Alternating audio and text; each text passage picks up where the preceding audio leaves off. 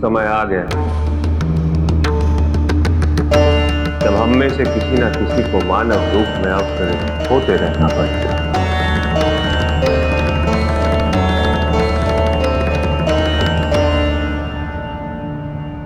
ताकि हम मनुष्यों के लिए धर्म का मार्ग प्रशस्त कर सकें।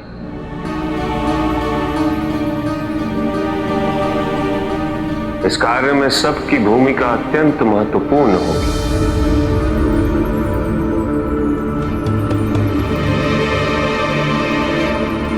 गणेश, कार्तिकेय, तुम दोनों का विवाह भी इसी महान उद्देश्य की पूर्ति हेतु हुआ है पुत्र।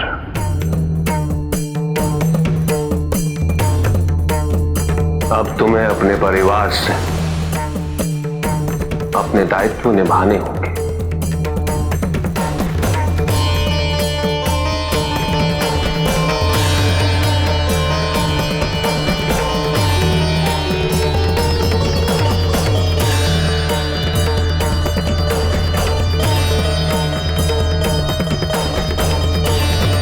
पार्वती और मैंने एक निर्णय लिया।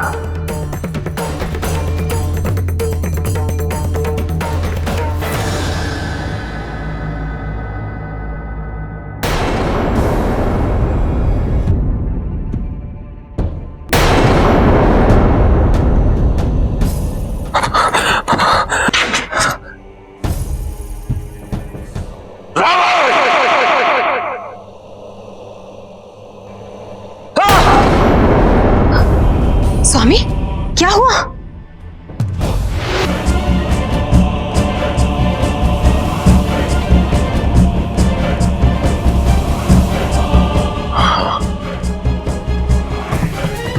अपने पिता से पूछो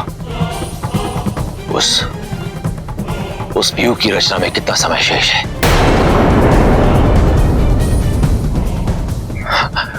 हाँ, उस व्यू की रचना अब मेरे लिए अत्यावश्यक हो चुकी है। स्वामी, किंतु हुआ क्या है? मैं आपकी उद्विग्नता का कारण जानना चाहती हूँ। कारण? क्या कारण बताऊं मैं?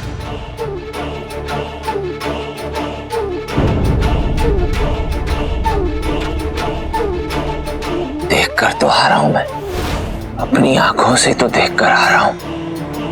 कितना दुर्बल, कितना असहाय हूं मैं। सत्य तो यह है मंदोदरी की मैं कुछ भी नहीं, परंतु कुछ भी कैसे नहीं?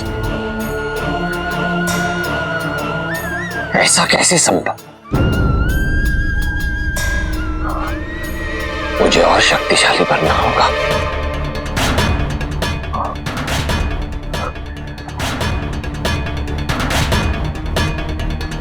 कहीं अधिक शक्तिशाली एवं सक्षम और शक्तियां अर्जित करने के लिए घोर तप करना होगा।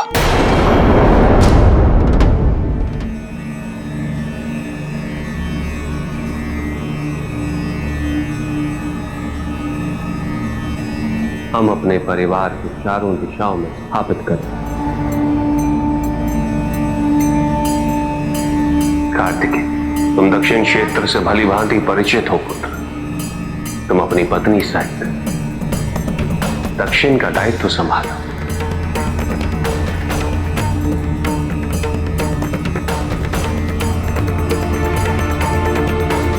और गणेश, तुम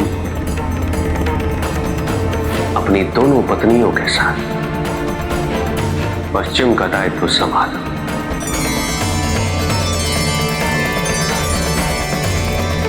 ज्ञान के माध्यम से वहां के मनुष्यों का पथ प्रदर्शित करो। आने वाले समय में पार्वती भी पूर्व की ओर प्रस्थान कर अपनी मातृशक्ति से समाज के कल्याण हेतु जागृत रहेंगी। और मैं उत्तर में स्थित कैलाश से चारों दिशाओं पे अपनी दृष्टि बनाए रखूंगा।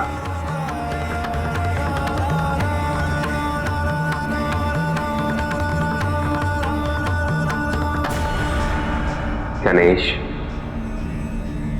पुत्र, मैंने तुमसे कहा था आने वाले युग में तुम्हें एक अत्यंत महत्वपूर्ण भूमिका निभानी होगी।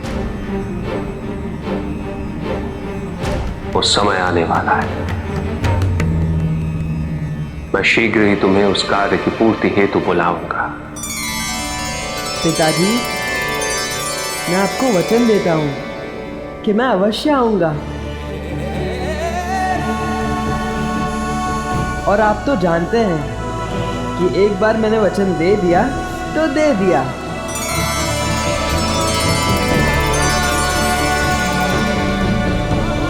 जाओ पुत्र,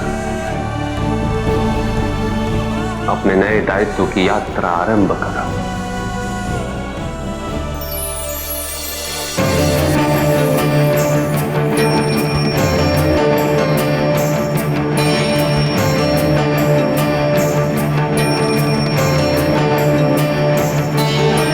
कल्याण हो पुत्र।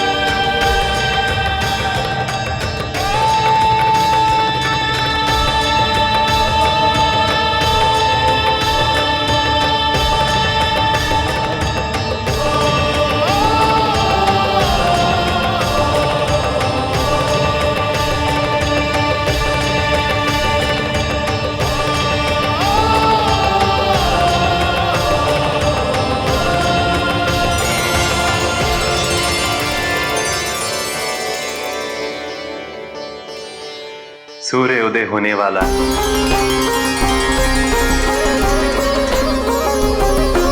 कैलाश की सीमा से बाहर आपके चरण कमल पड़ते ही नए युग का आरंभ होगा। और इस युग में मनुष्यों के लिए आसक्ति से वैराग्य का मार्ग आप ही प्रशस्त करेंगे महादेव।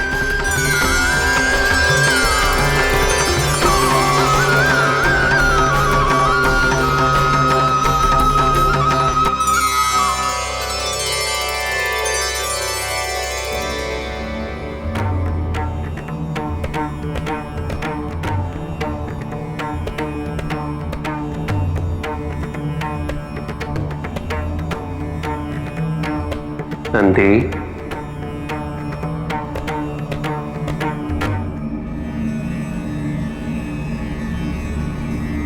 मैं तो बैल बुद्धि हूं प्रभु। मेरे लिए ये सब मेरी बुद्धि से परे है। मैं तो केवल इतना ही जानता हूं कि आप दोनों जहां जा रहे हैं मुझे भी आपके साथ चलना है। यदि तुम भी मेरे साथ चलोगे तो कैलाश का ध्यान कौन रखेगा?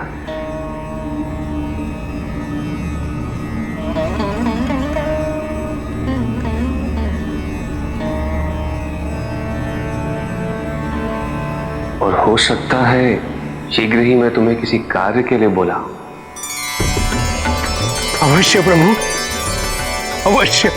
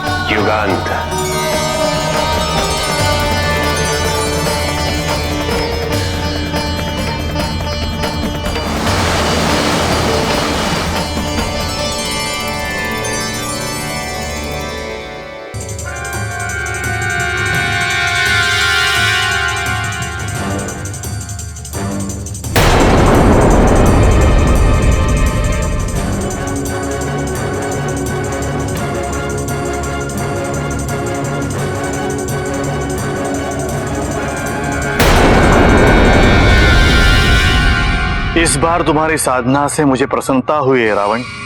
इतना समय बीत चुका किंतु तुम्हारा ध्यान भंग नहीं हुआ। तुम्हारे एकाग्रता सराहनीय है रावण।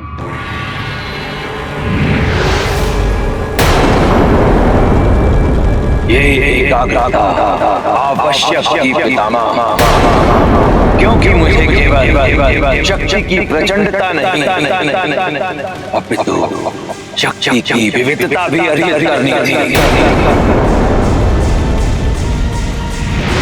पितामह, अब मैं केवल शक्तिशाली ही नहीं,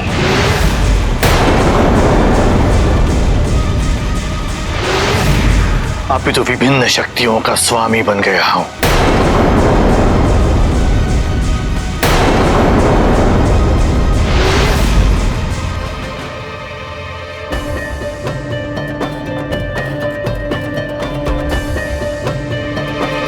पितामह, मैं स्वयं को आने वाले युग की चुनौतियों के लिए तत्पर कर रहा हूं,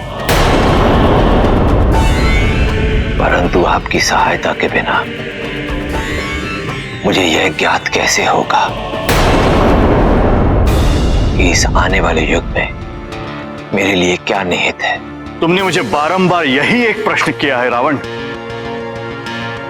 किंतु तुम भी जानते हो कि मैं तुम्हें कदापि नहीं बताऊंगा वो कौन व्यक्ति है जिनके हाथों तुम्हारा वध होगा। पितामह, आपका यह विरोधाभास मेरी समझ से परे है। एक ओर तो आप अपने कुल का नाश होने से रोकना चाहते हैं, वहीं दूसरी ओर उस नाश को रोकने के लिए कुछ करना भी नहीं चाहते, जबकि आप कर सकते हैं।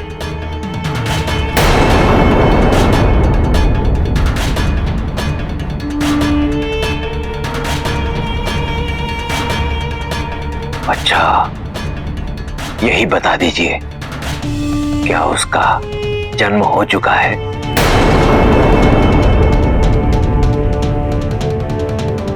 तो कब होगा? किस कुल में जन्मेगा वो? पितामह, मैं आपसे अपने एक प्रश्न का उत्तर ही तो मांग रहा हूं।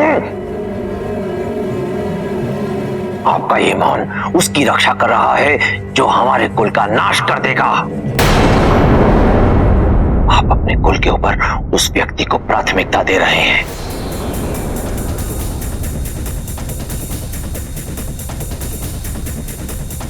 आप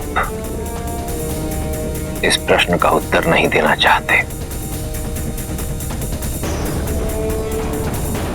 उचित है, मत दीजिए, परंतु आशा करता हूं कि आप मेरे एक और प्रश्न का उत्तर अवश्य देंगे। पितामह, केवल एक प्रश्न का उत्तर। मैं आपको विश्वास दिलाता हूं कि भविष्य में पुनः आपसे कभी कुछ नहीं पूछूंगा। ठीक है, किंतु उस प्रश्न में तुम उस व्यक्ति का नाम नहीं पूछोगे। स्वीकार है, मुझे स्वीकार है, परंतु आपको भी वचन देना होगा कि आप मेरे इस प्रश्न का उत्तर अवश्य देंगे।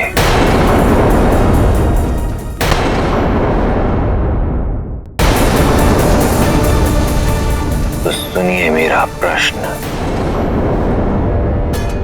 उस व्यक्ति की जननी का नाम क्या है?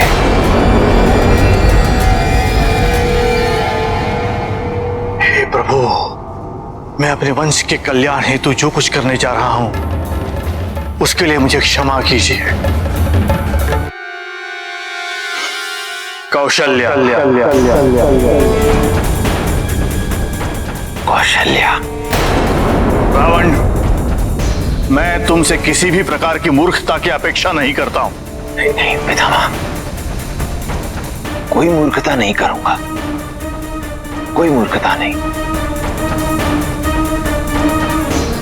वैसे भी इस संसार में उपहास का पात्र बनकर रह गया हूं, अब और नहीं।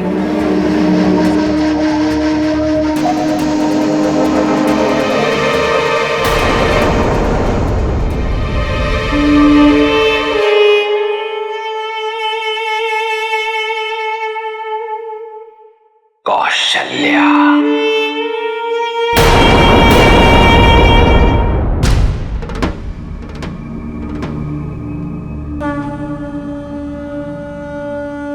पार्वती,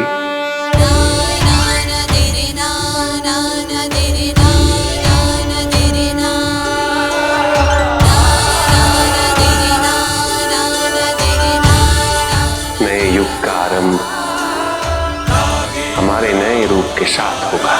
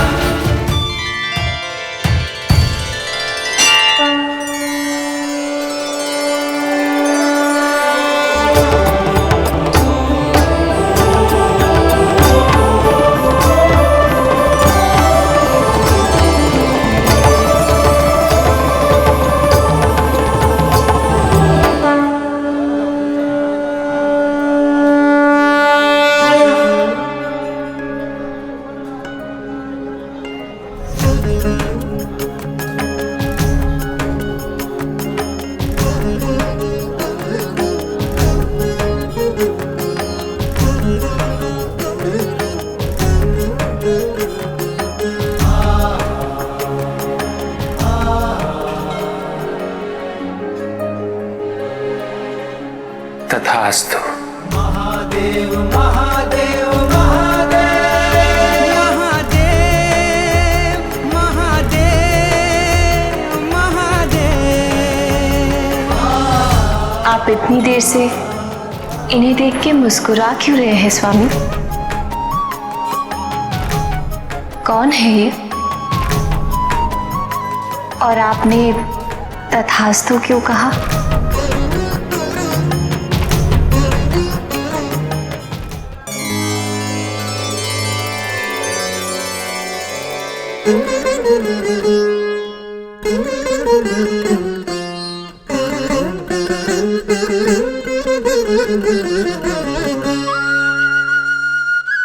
तथास्तु कह के मैंने इन्हें पुत्र का वरदान दिया है।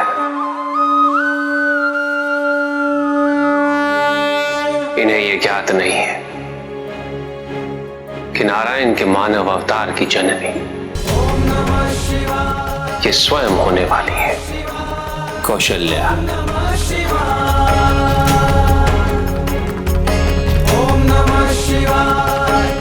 हमें विश्वास है स्वामी कि आप हमें यहाँ अवश्य किसी कारण से ही लाए हैं।